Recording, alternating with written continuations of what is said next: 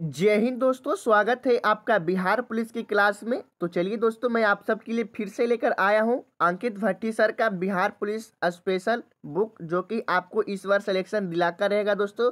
और यह बुक है जो कि महिला एवं पुरुष दोनों के लिए है। अगर आप लोग सच में 2025 में वर्दी पाना चाहते हैं दोस्तों, तो आप लोग यह वीडियो जरूर देखिएगा, क्योंकि आपके एग्जाम में बहुत कम समय बच चुका है।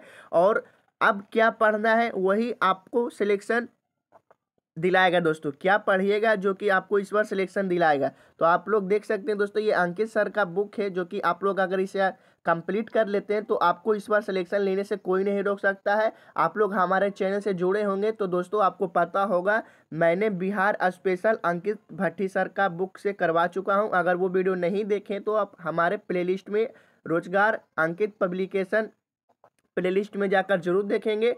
और जो जो लोग व्हाट्सएप पे मैसेज किए थे उनको मैं पीडीएफ प्रोवाइड कर दिया हूं। और बहुत सारे बच्चे मैसेज कर रहे हैं कि सर नेक्स्ट वीडियो कब आएगा और नेक्स्ट पीडीएफ हमको दीजिए। तो दोस्तों थोड़ा मेरा तबीयत सही नहीं था, इसलिए मैं ना वीडियो बना पा रहा था और ना ही पीडीएफ बना पा रहा था, तो इसलिए थोड़ा डिले है। ओके ना, तो मैं क्षमा चाहता हूं दोस्तों। अब से रेगुलर वीडियो आएगा, तो आप लोग हमारे चैनल से जुड़ जाइए। और जिनको जिनको इसका पीडीएफ चाहिए दोस्तों, और बिहार स्पेशल का पीडीएफ चाहिए, वो लोग क्या करेंगे कि हमारा जो नंबर है 9693090173, उनको इन पर मैसेज कर देना है। मैं आपको पीडीएफ प्रोवाइड कर दूंगा, 1 रुपया भी नहीं लूँगा दोस्तों, बिल्कुल फ्री है। आप लोग अच्छे से मेहनत करिए। चलिए, तो आज हम लोग पढ़ेंगे प्राचीन इतिहास के स्रोत। ओके ना, प्राचीन भारतीय इतिहास के स्रोत। मेरा तबीयत इधर मौसम गड़बड़ा रहा, तो मेरा तबीयत सही नहीं था दोस्तों, इसलिए मैं वीडियो नहीं बना पा रहा था। अभी भी मैं बोल रहा हूँ तो मेरा पूरा कंठ सूख रहा है, फिर भी आप लोग मैसेज कर रहे हैं, तो मैंने सोचा कि वीडियो बनाना बहुत ज़रूरी है दोस्तों, क्योंकि आपके बिहार पुलिस एग्जाम में बहुत ही कम समय बच चुका है दोस्तों। तो आप लोग हमें सपोर्ट करें, आप लोग चैनल को सब्सक्राइब कर लीजिए दोस्तों, वीडियो को पूरा देखिएगा। और जिनको भी 2025 में आप लोग वर्दी में देखना चाहते हैं दोस्तों, वो आपका दोस्त हो या आपका सहेली हो, ओके ना, उनके पास यह वीडियो जरूर शेयर करिएगा। तो चलिए, यहाँ पे आपका पहला क्वेश्चन बोला है कि इतिहास के जनक हेरोडोटस है। कौन है दोस्तों? इतिहास के जनक हेरोडोटस है। इन्होंने हिस्टोरिका नामक पुस्तक लिखी। किसने लिखी दोस्तों हिस्टोरिका नामक पुस्तक? तो हेरोडोटस। ओके ना, मैं एक क्वेश्चन को 2 पर रिपीट करूंगा दोस्तों, इससे कि आपको याद होता चलेगा। ओके ना, अब यहाँ देखिएगा, आग का आविष्कार पूरा पाषाण काल में हुआ था। आग का आविष्कार पूरा पाषाण काल में हुआ था। मैं इसका पीडीएफ दे दूंगा दोस्तों, आप लोग व्हाट्सएप पे मैसेज कर दीजिएगा। ओके ना, आप लोग व्हाट्सएप से पढ़िएगा, मतलब पीडीएफ से पढ़िएगा तो आपको और अच्छे तरीके से क्लियर हो जाएगा। ओके ना, पहले आप लोग ये वीडियो देख लीजिए, एक बार सुन लीजिएगा, एक बार अपने से याद कर लीजिएगा, तो एकदम कंठस्थ हो जाएगा दोस्तों, और इस बार आपका वर्दी का सपना पूरा हो जाएगा। ओके ना, चलिए यहाँ से बोल रहा है, फिर से देखेंगे कि पहिए का आविष्कार नवपाषाण काल में हुआ था। पहिए का आविष्कार नवपाषाण काल में हुआ था। मनुष्य ने सबसे पहले कुत्ते को अपना पालतू पशु बनाया था। आपको यह सब इजी लग रहा होगा, मगर इजी नहीं है दोस्तों, इसे जरूर ध्यान से देखते चलिएगा। ओके ना, यही सारे क्वेश्चन आपके पूछते हैं घुमा घुमा कर, उससे आप लोग कंफ्यूज हो जाते हैं। इजी क्वेश्चन ही फंसता है, आपको भी पता होगा, तो इसीलिए ध्यान से सुनते चलिएगा। बोल रहा है कि मनुष्य ने सबसे पहले कुत्ते को अपना पालतू जानवर बनाया। कृषि का आविष्कार नवपाषाण काल में हुआ। कृषि का आविष्कार नवपाषाण काल में हुआ, यानी खेती का आविष्कार दोस्तों, खेती करने के लिए कब से शुरू किए? तो नवपाषाण काल से हुआ। ओके ना, चलिए अगला होगा, मनुष्य ने सबसे पहले तांबा धातु का प्रयोग किया। मनुष्य ने सबसे पहले तांबा धातु का प्रयोग किया। चलिए, मनुष्य द्वारा प्रयोग किया जाने वाला प्रथम औजार कुल्हाड़ी था। मनुष्य द्वारा प्रयोग किया जाने वाला प्रथम औजार कुल्हाड़ी था। भारतवर्ष शब्द का सर्वप्रथम उल्लेख हाथी गुम्फा अभिलेख में मिलता है। भारतवर्ष शब्द का सर्वप्रथम उल्लेख हाथी गुम्फा अभिलेख में मिलता है। ओके ना, अब देखिए यहाँ से आपका क्वेश्चन थोड़ा हार्ड आता जाएगा, जो कि आपको नहीं पता होगा, उधर थोड़ा इजी क्वेश्चन दिया था। ओके ना, क्योंकि वो सारी चीज़ भी आपको जानना जरूरी था, क्योंकि उस सारे चीज़ से भी क्वेश्चन आते हैं, इसीलिए अंकित भट्टी सर ने वो सारे को बारीकी से बताया ताकि आप लोग याद कर लीजिएगा और एक भी क्वेश्चन छूटेगा नहीं। ओके ना, चलिए पूछा है कि मनुष्य द्वारा बोई गई सबसे पहली फसल जौ थी। मनुष्य द्वारा बोई गई सबसे पहली फसल जौ थी। ओके ना। अब पढ़ेंगे दोस्तों प्रमुख वेद के बारे में पढ़ेंगे। ओके ना। आप लोग प्रमुख वेद पढ़ने से पहले आप लोग कमेंट करके बता दीजिए दोस्तों कि आप लोग मेरी वीडियो किस किस जिला से देख रहे हैं बिहार की, ताकि हमें गर्व हो सके दोस्तों कि हमारे जिला के भी लोग वीडियो देखते हैं। आप लोग जिला का नाम कमेंट करिए, फिर मैं अपना जिला बताऊंगा कि मैं किस जिला से वीडियो बनाकर आपको प्रोवाइड करता हूँ रेगुलर। ओके ना। चलिए अब पढ़ेंगे दोस्तों प्रमुख वेद के बारे में। बोला है कि भारत के सबसे प्राचीन ग्रंथ वेद का शाब्दिक अर्थ ज्ञान है। ओके ना। भारत के सबसे प्राचीन ग्रंथ वेद का शाब्दिक अर्थ ज्ञान है। वेदों की संख्या 4 है। आपसे क्वेश्चन ऐसे पूछता है दोस्तों कि वेदों की संख्या कितनी है। आपका ऑप्शन दिया रहता है 2, 3, 4, 6 ऐसे दिया रहता है। आपको याद रखना है कि वेदों की संख्या 4 है। पहला है ऋग्वेद, दूसरा है यजुर्वेद, तीसरा है सामवेद, चौथा है अथर्ववेद। ओके ना। वेदों की संख्या 4 है। पहला है ऋग्वेद, दूसरा है यजुर्वेद, तीसरा है सामवेद, चौथा है अथर्ववेद। ओके ना। चलिए अगला है ऋग्वेद। यह सबसे प्राचीन वेद है। इसमें 10 मंडल, 1028 सूक्त तथा लगभग 10,580 रचनाएं हैं। ओके ना। ऋचाएं हैं। ऋग्वेद में क्या है दोस्तों, तो ऋग्वेद में यह सबसे प्राचीन वेद है। इसमें 10 मंडल है, 1028 सूक्त तथा लगभग 10,580 ऋचाएं हैं। ओके ना। चलिए अब हम लोग यहाँ से देखेंगे कि देवता सोम का उल्लेख 90 मंडल में है। देवता सोम का उल्लेख 90 मंडल में है। 90 मंडल मतलब 9वां दोस्तों। ओके ना, ऐसे समझिएगा। चलिए देवता सोम का उल्लेख 90 मंडल में है। गायत्री मंत्र जिसकी रचना ऋषि विश्वामित्र ने की थी, उसका उल्लेख ऋग्वेद के 3 मंडल में है। ओके ना। क्या बोल रहा है कि गायत्री मंत्र जिसकी रचना ऋषि विश्वामित्र ने की थी, उसका उल्लेख ऋग्वेद के 3 मंडल में है। अब पढ़ेंगे यजुर्वेद के बारे में। ओके ना। यजुर्वेद यह वेद गाद व पद दोनों में लिखा गया है। ओके ना। यजुर्वेद यह वेद है जो कि गाद व पद दोनों में लिखा गया है। अब सामवेद के बारे में जानेंगे दोस्तों। इस वेद में संगीत की जानकारी मिलती है, इसलिए इसे भारतीय संगीत का जनक कहा जाता है। आपसे सवाल ऐसे पूछेगा दोस्तों कि कौन से वेद में संगीत की जानकारी मिलती है, आपका ऑप्शन दे देगा दोस्तों अथर्ववेद, ऋग्वेद, यजुर्वेद, सामवेद। तो कंफ्यूज नहीं होना है, आपको याद रखना है कि सामवेद में संगीत की जानकारी मिलती है। ओके ना। अब पढ़ेंगे अथर्ववेद के बारे में। अथर्ववेद के बारे में बोल रहा है कि यह वेद सबसे बाद में लिखा गया है। अथर्ववेद सबसे बाद में लिखा गया है। इसे आधुनिक वेद भी कहते हैं। अथर्ववेद को आधुनिक वेद भी कहते हैं। इस वेद में जादू टोना, तंत्र मंत्र, चिकित्सा, विवाह तथा लैंगिक जीवन का उल्लेख है। अथर्ववेद में जादू टोना, तंत्र मंत्र, चिकित्सा, विवाह तथा लैंगिक जीवन का उल्लेख है। ओके ना। हमें आशा है दोस्तों कि आप लोग को वीडियो अच्छी लग रही होगी। एक प्यारा सा कमेंट कर दीजिएगा दोस्तों। मेरा तबीयत खराब है फिर भी मैं आप सबके लिए वीडियो प्रोवाइड कर रहा हूँ। आप लोग सब्सक्राइब जरूर कर लीजिएगा। ओके ना। चलिए अपने दोस्तों के साथ भी जरूर शेयर कर दीजिएगा ताकि उनका भी तैयारी अच्छे तरीके से हो सके। बोल रहा है कि पुराणों की कुल संख्या 18 है। पुराणों की कुल संख्या 18 है। पुराणों के रचयिता लोमहर्ष व उनके पुत्र उग्रश्रवा हैं।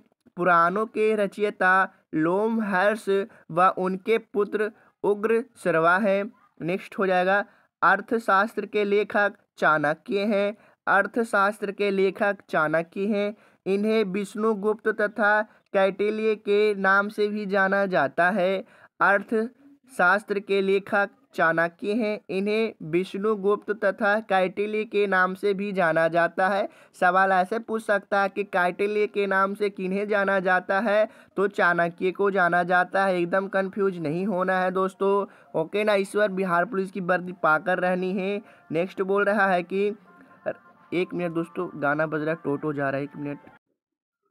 इधर टोटो जा रहा था, उसमें गाना बजाते हुए जा रहा तो डिस्टर्ब हो जाता है, इसीलिए मैंने वीडियो रोक दी। ओके ना। कहाँ थे हम लोग दोस्तों, हम लोग कहाँ थे, तो यहाँ थे कि राजतगिरिनी क्या है, राजतगिरनी पुस्तक के लेखक कल्हण है। कौन है दोस्तों, राजत गिर क्या है, राजत, हाँ, राजत राजतरगिनी पुस्तक के लेखक कल्हण है। इस पुस्तक में कश्मीर में राजाओं का इतिहास वर्णित है। थोड़ा वो शब्द मीठा हुआ इसलिए थोड़ा पढ़ने में हकलाहट टाइप हो रहा है। ओके ना, कोई कोई शब्द में होता है ऐसा, हर एक को होता है। ओके ना, बोल रहा है कि राजतरगिनी पुस्तक के लेखक कल्हण है। इस पुस्तक में कश्मीर के राजाओं का इतिहास वर्णित है। ओके ना, अब यहाँ से देखेंगे कि अष्टाध्यायी पुस्तक के लेखक पाणिनि है। यह संस्कृत व्याकरण की पुस्तक है। अष्टाध्यायी पुस्तक के लेखक पाणिनि है। यह संस्कृत व्याकरण की पुस्तक है। ओके ना, चलिए अब यहाँ से जानेंगे दोस्तों हम लोग, भारत का सबसे प्राचीन नगर मोहनजोदाड़ो था, जिसे मृतकों का टीला कहा जाता था। एकदम ये वाला VVI क्वेश्चन है दोस्तों, इसे आप लोग याद रख लीजिएगा। ओके ना, आप लोग देखिए इतना कंपटीशन एग्जाम की तैयारी किए होंगे तो आपको या तो जरूर याद होगा कि VVI क्वेश्चन ये हर एक एग्जाम में पूछता है दोस्तों, हर एक एग्जाम में पूछता है, इसीलिए एकदम इसे कंठस्थ कर लीजिएगा। ओके ना, देखिए बोला है कि भारत का सबसे प्राचीन नगर मोहनजोदाड़ो था। भारत का सबसे प्राचीन नगर मोहनजोदाड़ो था, जिसे मृतकों का टीला कहा जाता है, जिसे मृतकों का टीला कहा जाता है। अब यहाँ से जानेंगे दोस्तों कि वो स्थल और खोजकर्ता और अवस्थित कहाँ है और किस नदी पर अवस्थित है। ओके ना, जैसे स्थल हो गया दोस्तों, आप लोग हड़प्पा, हड़प्पा की खोज आपसे पूछा हुआ कि हड़प्पा की खोज किसने की, आपसे ऑप्शन दिया रहता है दयाराम साहनी या महात्मा गांधी, वही वगैरह वगैरह जो ऑप्शन दिया रहता है। आप लोग ये क्वेश्चन इस टाइप का देखे होंगे, इसी टाइप का यह क्वेश्चन है। यहाँ से आपको याद करते चलना है, एकदम कंठस्थ करते चलना है। स्थल है दोस्तों, हड़प्पा की खोज किसने की, तो दयाराम साहनी जी ने किए थे। अवस्थित कहाँ है, तो पाकिस्तान में अवस्थित है। और किस नदी पर है, तो रावी नदी पर अवस्थित है। ये क्वेश्चन एकदम VVI, इसे जरूर याद रखिएगा। ओके ना, मैं फिर से रिपीट कर देता हूँ। हड़प्पा की खोज दयाराम साहनी जी ने किए थे। यह पाकिस्तान में है और ये रावी नदी पर है। ओके ना, पाकिस्तान है जो कि रावी नदी पर है। चलिए अभी और इसका आगे का है, हम लोग यहाँ से देखेंगे। ओके ना, चलिए अब यहाँ से आ गया है मोहनजोदाड़ो की खोज राखलदास बनर्जी किए थे, जो कि पाकिस्तान में है और सिंधु नदी पर है। ओके ना, मोहनजोदाड़ो का खोज राखलदास बनर्जी किए थे, जो कि पाकिस्तान में है, सिंधु नदी पर है।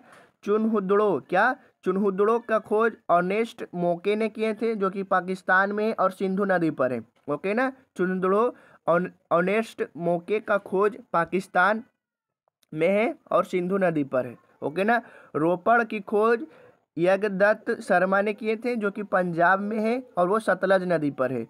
रोपड़ की खोज यज्ञदत्त शर्मा ने किए थे, जो कि पंजाब में है और सतलज नदी पर। कोई कोई शब्द पढ़ने में थोड़ा हकलाहट होता है दोस्तों, क्योंकि थोड़ा लंबा शब्द रहता है। ओके ना, चलिए अगला हो जाएगा कालीबंगा की खोज बालकृष्णन थापर ने किए थे, जो कि राजस्थान में है और घाघर नदी पर है। क्या, घाघर नदी पर है। ओके ना, कालीबंगा का खोज बालकृष्णन थापर ने किए थे, वो जो कि राजस्थान में है और घाघर नदी पर है। ओके ना, चलिए अगला है आलमगीरपुर। आलमगीरपुर यज्ञदत्त शर्मा ने खोज किए थे और वो मेरठ में, जो कि उत्तर प्रदेश यानी UP में पड़ता है और हिंडन नदी पर है। ओके ना, क्या है दोस्तों, आलमगीरपुर जो कि यज्ञदत्त शर्मा ने किए थे खोज उनका, और मेरठ में है यानी उत्तर प्रदेश UP में, और यह हिंडन नदी पर है।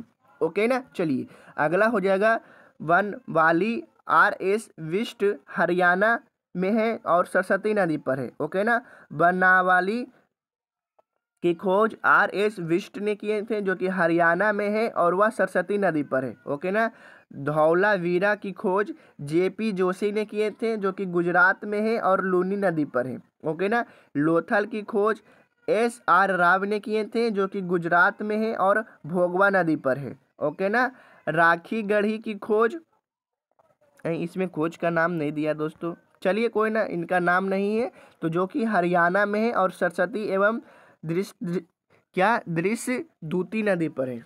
ओके ना, राखी गढ़ी है जो कि हरियाणा में है और सरस्वती एवं दृश्य दूती नदी पर है। अब हम लोग यहाँ से पढ़ेंगे, देखिए कोई कोई क्वेश्चन हार्ड रहता है, कोई क्वेश्चन इजी रहता है। उसे दोनों को हम लोग मिलाकर चलना, क्योंकि एग्जाम में हार्ड क्वेश्चन भी आएगा और इजी क्वेश्चन भी आएगा। ओके ना। चलिए यहाँ से देखेंगे कि सिंधु घाटी सभ्यता का काल 2500 ईसा पूर्व से 1750 ईसा पूर्व तक था। ओके ना। सिंधु घाटी सभ्यता का काल 2500 ईसा पूर्व से 1750 ईसा पूर्व तक था। सिंधु घाटी सभ्यता की खोज राय बहादुर दयाराम साहनी ने 1921 में की थी। सिंधु घाटी सभ्यता की खोज राय बहादुर दयाराम साहनी ने 1921 ईस्वी में की थी। अब यहाँ से देखेंगे सिंधु घाटी सभ्यता का प्रमुख बंदरगाह लोथल को माना जाता है। सिंधु घाटी सभ्यता का प्रमुख बंदरगाह लोथल को माना जाता है। अब यहाँ से देखेंगे सिंधु घाटी सभ्यता की लिपि भावतात्मक यानी चित्रात्मक थी। यह लिपि दाएं से बाएं लिखी गई थी। ओके ना। क्या बोला है दोस्तों कि सिंधु घाटी सभ्यता की लिपि भवात्मक, देखिए पढ़ने आ रहा है मगर थोड़ा बोलने में लड़खड़ाहट हो रहा है। ओके ना। भवात्मक चित्रात्मक थी। यह लिपि दाएं से बाएं लिखी गई थी। ओके ना। भवात्मक थी और चित्रात्मक थी। देखिए पढ़ने आ रहा है, थोड़ा बोलने में हकलाहट होती है, कोई बात नहीं है। चलिए अगला हो जाएगा। ऐसा नहीं लगे आपको दोस्तों कि हमको पढ़ने ही नहीं आता, ऐसा नहीं है, पढ़ने आता है, बट होता है ना कोई कोई शब्द बोलने में थोड़ा हकलाहट हो जाता है, वैसा ही होता है। ओके ना। फिर भी मैं आपके लिए मेहनत तो कर रहा हूँ ना दोस्तों, मेहनत से मैं वीडियो ला रहा हूँ, तबीयत खराब है फिर भी वीडियो ला रहा हूँ। एक आप है जो कि सब्सक्राइब नहीं करते हैं, वीडियो को पूरा नहीं देखते। आप लोग वीडियो पूरा देखिए दोस्तों, बहुत ही इंपॉर्टेंट आपका क्वेश्चन रहता है। ओके ना। और वीडियो किस जिला से है देख रहे हैं, किस जिला से, उसे कमेंट करके जरूर बताइएगा। चलिए यहाँ से देखेंगे हम लोग क्वेश्चन की। मोहनजोदाड़ो से एक कांस्य की मूर्ति नर्तकी की मिली। क्या दोस्तों?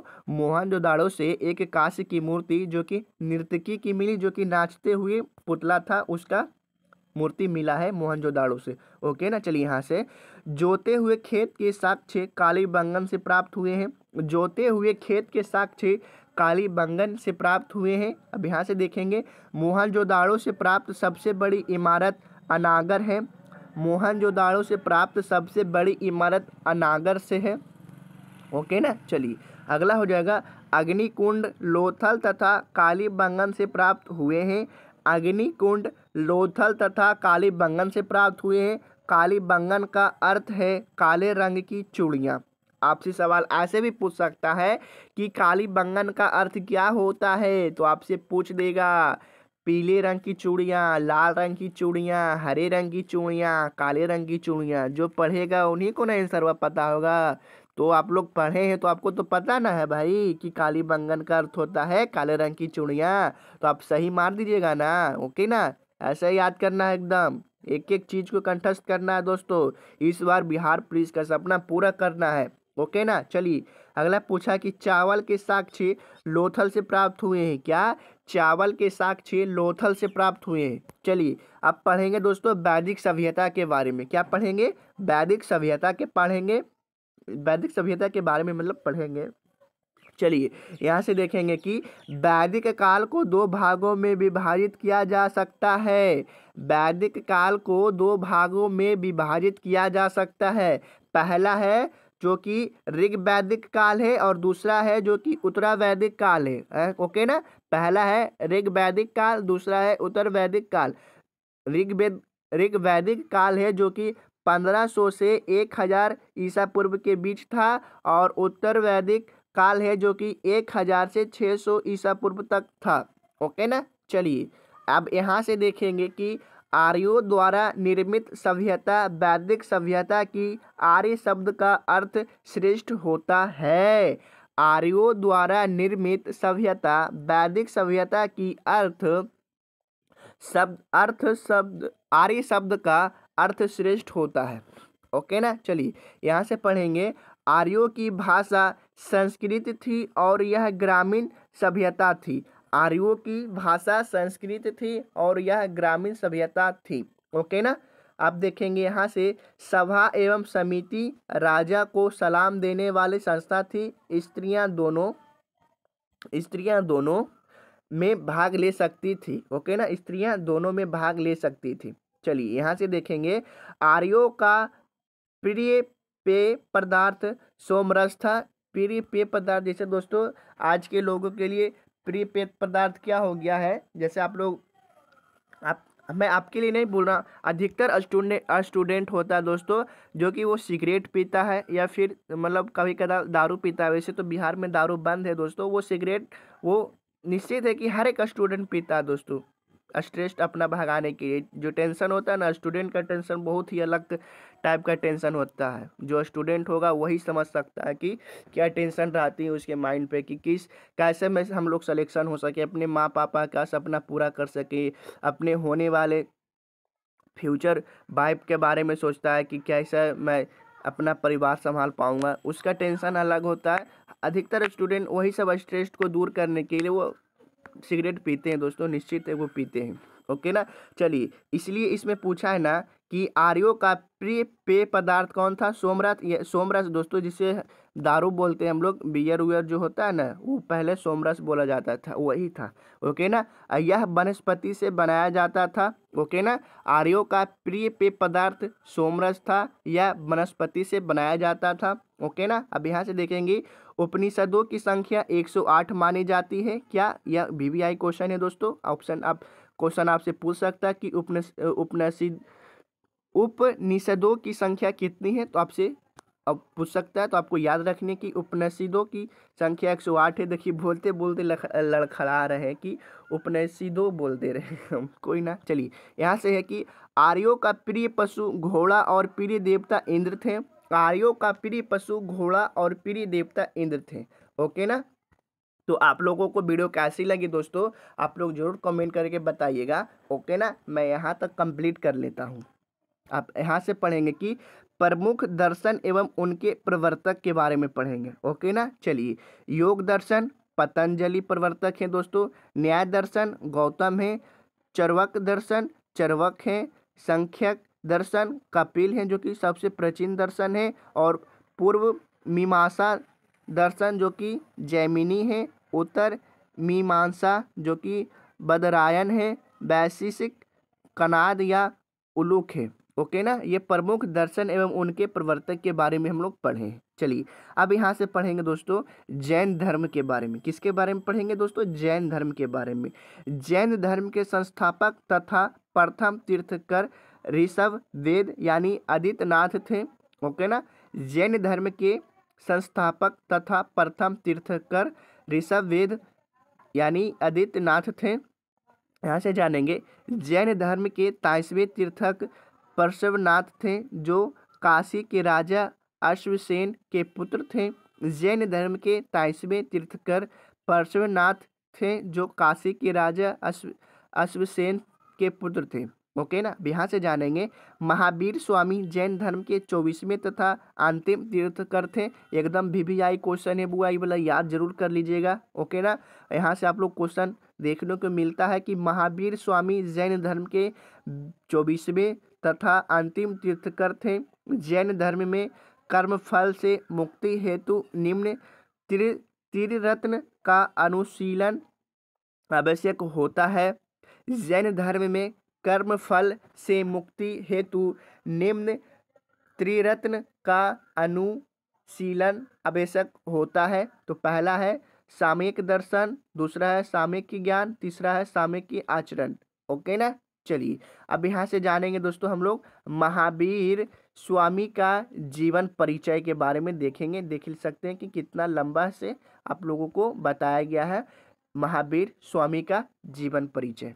ओके ना, तो दोस्तों हम लोग वीडियो यहीं रह देते हैं। अगर आपको इसका नेक्स्ट पार्ट चाहिए दोस्तों, एकदम महावीर स्वामी जी का जीवन परिचय के बाद से वीडियो चाहिए दोस्तों, यहाँ से वीडियो चाहिए, आप लोग कमेंट करके लिख दीजिए दोस्तों नेक्स्ट पार्ट। और अब तक चैनल पे नए थे और चैनल को सब्सक्राइब नहीं किए, चैनल को सब्सक्राइब कर लीजिएगा। मैं आप लोगों को देखिए क्वेश्चन दिखा दे रहा हूँ एकदम, अगर ये सब पढ़ लिए दोस्तों तो इतिहास से एक भी क्वेश्चन आपका छूटेगा नहीं, ये गारंटी है अंकित भट्टी सर का। आप लोग देख सकते हैं एकदम ये 25 पेज का बुक है दोस्तों। अगर आप लोग 25 पेज को रेगुलर पढ़ लेते हैं तो आपको इस बार सिलेक्शन लेने से कोई नहीं रोक सकता है। मैं ये भी क्वेश्चन दिखाता हूँ ऑब्जेक्टिव का दोस्तों, जो कि आपकी बिहार पुलिस के लिए रामबाण साबित होगा। देखिए मैं दिखा दे रहा हूँ ऑब्जेक्टिव क्वेश्चन की, यहाँ से पूछता क्वेश्चन की नहीं पूछता। देखिए क्वेश्चन पूछता है दोस्तों कि पूछा है निम्न में से कौन बौद्ध धर्म के महान संरक्षक थे। ओके ना, ये सब पूछते हैं दोस्तों। देखिए गौतम बुद्ध ने अपना प्रथम उपदेश कहाँ दिया था, ये सारे क्वेश्चन आपके पूछते हैं दोस्तों बिहार पुलिस के एग्जाम में। आप लोग देख सकते हैं ये सारे क्वेश्चन आपका बिहार पुलिस का है। एकदम जो थ्योरी बेस में पढ़ा रहा हूँ ना, अगर वो रेगुलर हमारे चैनल से जुड़कर पढ़ लिए ना, तो इस बार आपका वर्दी का सपना ना पूरा होने से कोई नहीं रोक सकता है दोस्तों। ओके ना, इसलिए मैं बोल रहा हूँ कि आप लोग चैनल से जुड़ जाइए और वीडियो जो मैं अपलोड कर रहा हूँ उसे आप लोग रेगुलर देखते जाइए और अपने उन दोस्तों के साथ भी शेयर कीजिए जो कि इस बार बिहार पुलिस का सपना देख रहे हैं और इस बार सपना को साकार करना चाहते हैं, क्योंकि बहुत ही कम समय बच चुका है दोस्तों आपके एग्जाम में। मेरा थोड़ा तबीयत डाउन था इसलिए मैं वीडियो अपलोड नहीं कर पा रहा था। मैं अब रेगुलर वीडियो लाऊंगा, एक दिन में मैं 2-3 क्लास लाऊंगा दोस्तों आपके लिए। आप लोग चैनल से जुड़ जाइए। मिलते हैं हम लोग नेक्स्ट वीडियो में। और वीडियो कैसा लगा आप लोग कमेंट करके जरूर बताइएगा। इसका नेक्स्ट पार्ट चाहिए तो आप लोग नेक्स्ट पार्ट कमेंट कर दीजिए। आप लोग वीडियो किस जिला से देख रहे हैं बिहार के, आप लोग उस जिला का नाम कमेंट जरूर करिएगा। इससे हमें पता चले कि हमारे जिला के लोग वीडियो देख रहे हैं कि नहीं देख रहे हैं। और मैं आऊँगा भी दोस्तों आपसे मिलने के लिए। चलिए मिलते हैं नेक्स्ट वीडियो में।